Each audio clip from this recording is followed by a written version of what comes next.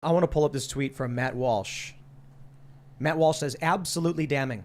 There is no defending this. 19 officers waited outside and listened to children get slaughtered.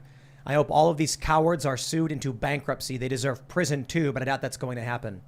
Let me read for you this excerpt that Matt posted. The authorities now say that local officers first entered the school at 11:35, 2 minutes after the gunman, and that there were 19 officers in the hallway by 12:03 p.m., but that they did not breach the door and kill the gunman until 12:50, even as they continued to hear him firing. I just want to pause and perhaps tug at your heartstrings maybe a little bit. I want you to imagine being in the hallway, hearing 10-year-old children being shot from a high-powered rifle, and with 19 people around you armed. And I want you to imagine what must possibly be going through your head to think, I'm not going to do anything. I can't fathom that. This wrecked me when I read this tweet. It's wrecking me now. I'm wondering what they knew, the cops. Did they think there were multiple shooters? Was it possible there were multiple shooters that they were firing on purpose in there to draw them in to kill the cops? Like, what did they know? I think what was the first thing they said? But they could have got shot. Yeah. Is that what it was? Look, I'll tell you from my view, having worked with law enforcement and the intelligence community, when you're going face to face with really awful, evil people, you just go. And you get into this line of work because you know that you're there because other people can't be or won't be. And so you take that mantle on, and you know that you're going to throw yourself into harm's way. And the people who love you, your spouses, your kids, they know that that's the agreement that you have. It's just in your heart. And so, the extent to which this did or didn't happen, I don't know. But I'll tell you, if you had a bunch of guys in a hallway who knew that this slaughter was happening, and they put aside their oath and their commitment to those kids or their community because they were afraid for their own lives, while at some level I think most of it can understand, like, hey, we want to preserve ourselves.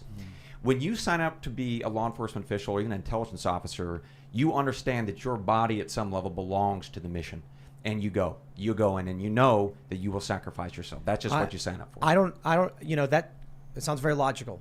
I don't know that I would be affected in that way.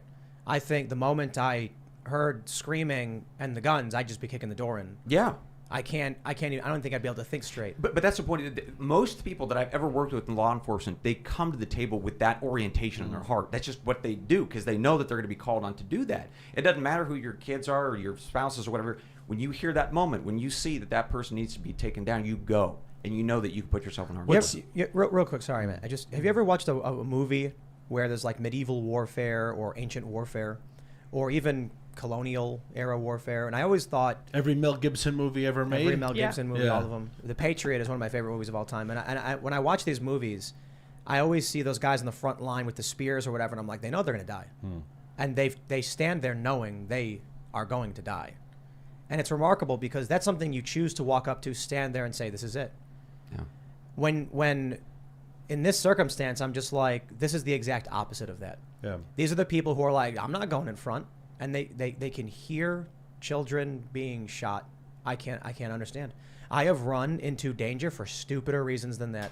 When I worked for these media companies, and we hear the gunshots and we hear the flashbangs go off, and we take cover and we slowly try going towards it just to film it, just to film, because we want to show people what's happening. Let alone trying to save the life of a child. My brain doesn't understand this. I just don't get it. I just can't. It doesn't. The brain doesn't process it because even if it weren't the gunshots, if they just said on the other side of this door are some children who were shot, you can't fathom standing there for 30 minutes and saying, oh yeah, there were kids shot on the other side of this door. Like, they knew there were people who had been shot. You are looking for triage. You're looking to, so it doesn't make sense. And I'm not saying it didn't happen. It defies logic. It defies emotion. It defies human nature. It defies the nature of law enforcement, which does have that race in and save the day. Right. It doesn't compute. Look, you've got left and right publications are essentially unified on this. CNN's reporting they waited in the hallway, 19 people. That's just, That doesn't make any sense. I'll tell you.